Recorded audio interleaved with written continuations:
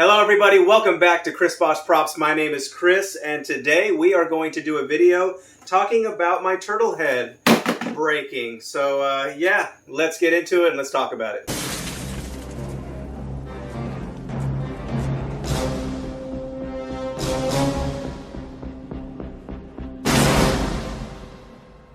So yeah guys, this actually happened. My turtle head completely shattered.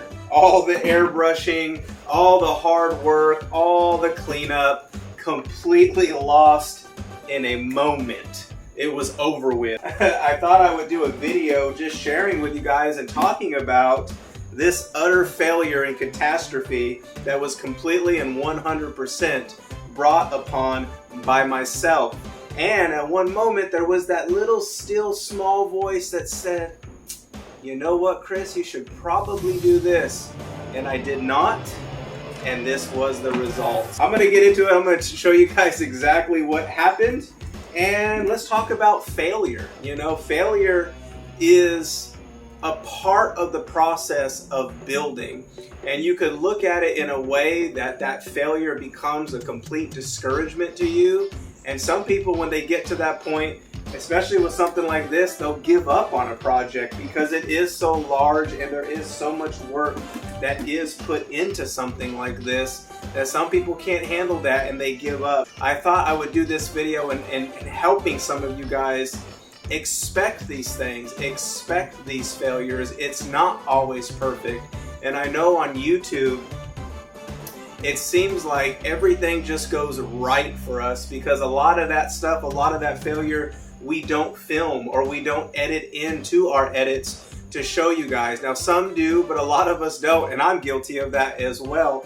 But with this particular failure, I thought, hey, I have to be honest with you guys. I have to show you that it happens to the best of us. Anyways, guys, let's get into it. Let me show you exactly what I did wrong so that you do not do it either, and probably what I should have did. Let's get into it.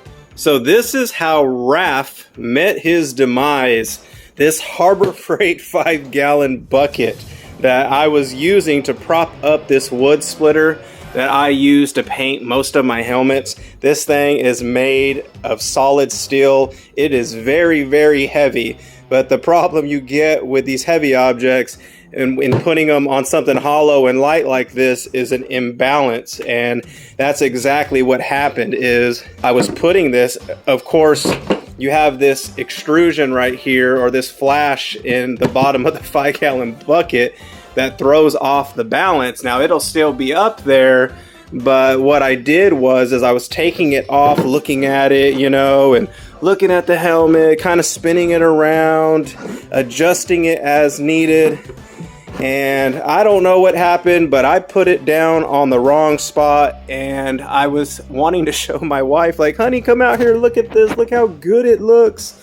And I'm being honest, she came out, looked at it, and as she was looking at it, it was all in slow motion. It just fell right over. I ran to try to pick it up, and now we have two-piece raft. The still small voice that was saying, Chris, this is not balanced. This is gonna fall over. You're gonna put it on the wrong way and walk away, and it's gonna completely fall over and break. You need to put a piece of plywood or a flat surface over the top so this thing could balance better, or get something more solid to prop it up on. Different types of reasoning were going on in my head, and I go, oh no, it's fine, I've gotten this far, it's painted, it's good. It didn't fall from me walking around it with my airbrush and everything else. It's good. And no, guys, it wasn't good.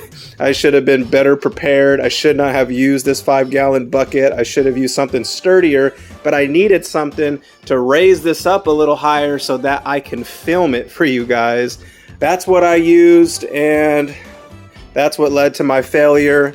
On the next round, we will use something much sturdier than this. But it's okay. You live and learn.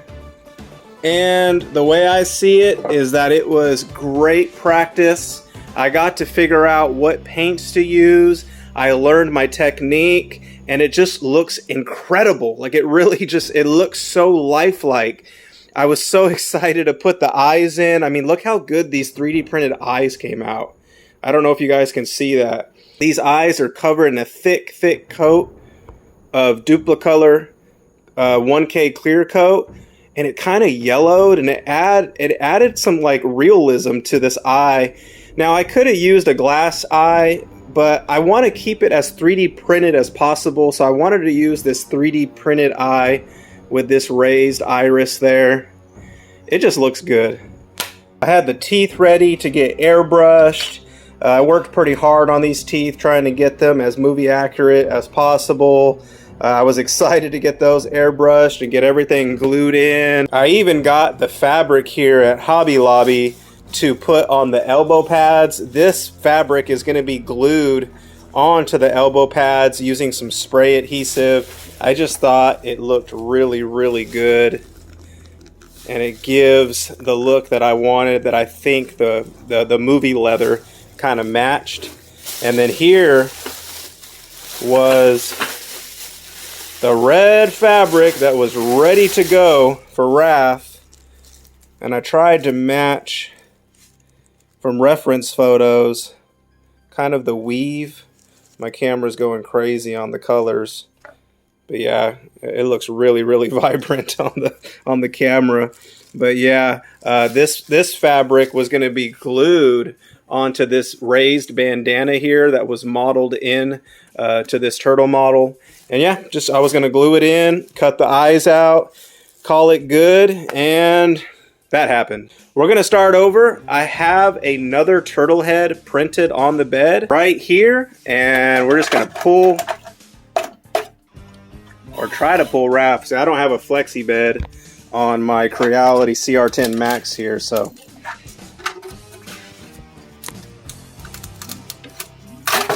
there we go. There is our fresh Raph. I have to remove all the support still, and we're gonna start over, guys. That's the fun thing about 3D printing. You have a failure, what you do breaks, shatters, whatever. The plastic's pretty cheap, and you just print another one. That is one of the perks of 3D printing, is just print another one. There we go.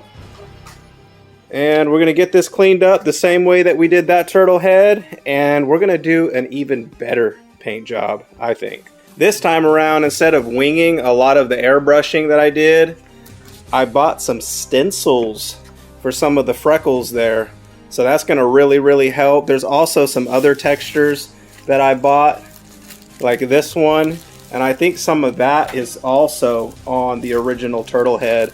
Someone that watches the channel sent me some behind the scenes photos of the original movie, and it looked like it had some of this leopard print in there, this type of stencil. So we're gonna use that. We'll see how it works. I'm happy, honestly, with my original paint job, just kind of winging it, doing what I think they might have did. I think these stencils are gonna be a really good tool in getting some sharper looking freckles.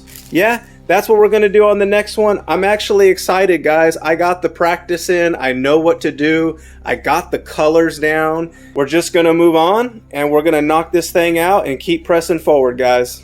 Failure is okay. Failure sometimes can be that driving force that helps you to finish a project. Actually, a lot of the times those failures and those mistakes are what help you get better. Please, I hope this video helped you. I hope this video encouraged some of you that might be doing some builds that might have had a similar catastrophic failure. Keep going, guys. Keep working on it. It happens. It's not a big deal. The fun thing about 3D printing, especially when 3D printing a prop like this, is you could just print another one. What's the loss? A few hours? Several hours? Oh well. Print another one. Get back out there. Put the work in, guys. It's a part of the process. This has happened to me many times before, and that's why I felt obliged to do this video with you guys and just share that it's okay to fail. It's okay that things break. You press on and you finish the project, guys. So I hope you enjoyed the video. Thank you guys for watching, and we are on to the next one.